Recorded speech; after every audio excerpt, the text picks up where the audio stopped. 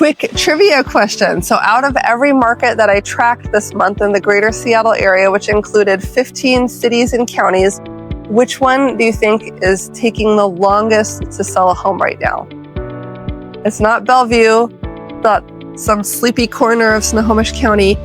It's Renton, the most affordable city along 405 perhaps, and things are moving slow, 25 days on market, while homes on the other side of the lake in Shoreline are selling in 12 days. We're going to talk about the East Side today, what is going on over there with real estate, with jobs, and with your decision whether it's a good time to buy or sell. My name is Realtor Emily Cressey. I'm with HomeProAssociates.com. And this is my breakout video on what's going on in certain neighborhoods and clusters of markets here in the summer of 2026. So we're following what's happening in the Northwest MLS. We're looking at the MLS data. We're trying to map it onto headlines in the news and figure out what is going on and how is this going to impact you if you are trying to make a real estate decision in the next couple of months or years. If you want to talk through what any of this might mean for you, for your own move, for your investing, my booking link is right below this video in the description.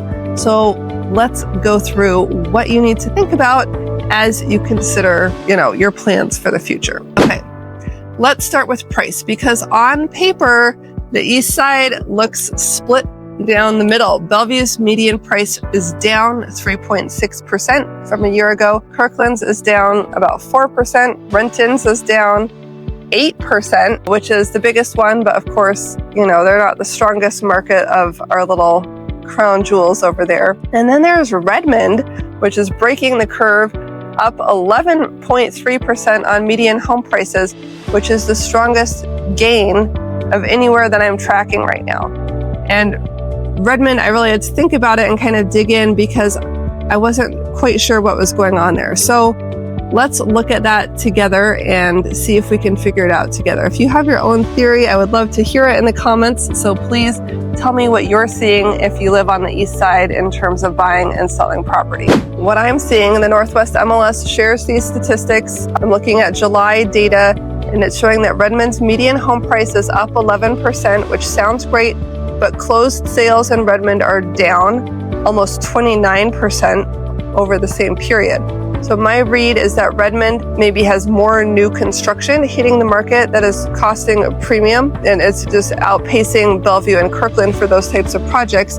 And new construction will always sell at a premium. They have, rate buy downs on the financing and that type of thing.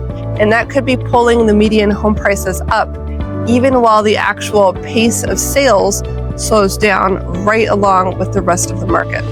So while the price might look strong, the activity underneath that tells a different story. Now, my personal hypothesis on this has a lot to do with millionaires tax, the softening luxury market. We've got the capital gains tax now, just job loss and job uncertainty on the East Side, the big luxury homes selling and people moving away. So I'm seeing a lot of that right now, which I do think is impacting the East Side market.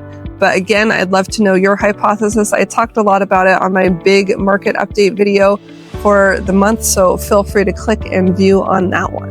What I'm seeing here is that Bellevue and Kirkland are the more straightforward story. Both are down, both are still moving at a reasonable clip with homes selling in 14 to 16 days, which by any standard is still a fast moving market. And both are still sitting on close to double the normal months of inventory. The supply of inventory from a year ago has gone way up, which the market is cooling, no doubt, but it's not crashing. Homes are continuing to sell.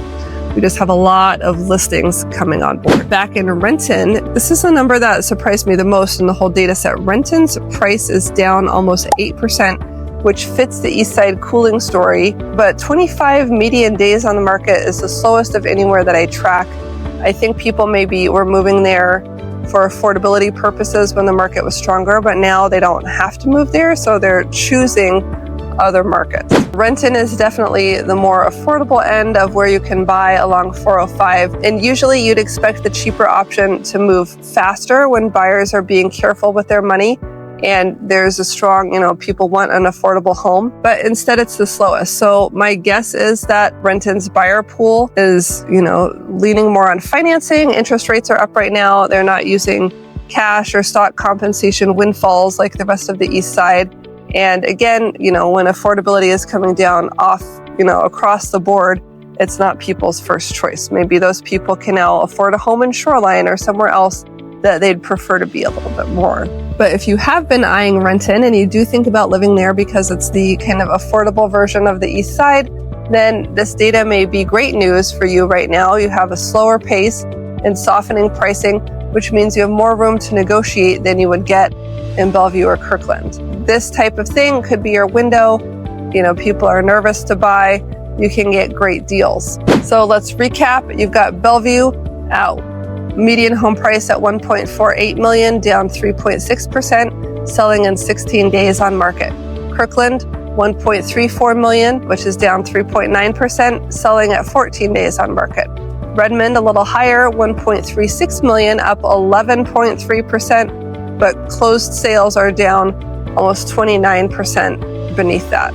And then Renton, by far the cheapest market, $718,000, down 7.9%, 25 days on market.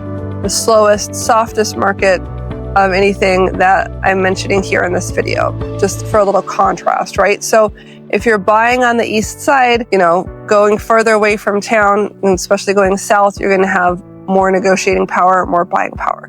Bellevue and Kirkland aren't far behind. Redmond is the exception, but don't let that price increase make you think that the market is completely different there. I think we're seeing some things that are throwing off the data a little bit. And as always, when you're selling, price based on what's selling in your street, in your neighborhood, not what's selling last year, not what Zillow is telling you your home price is. We really have to go by recent comps to show us what's happening now, and when we got a price for now and not for last year. And if you're selling in a slower market, plan that it's going to take a couple weeks or months to sell.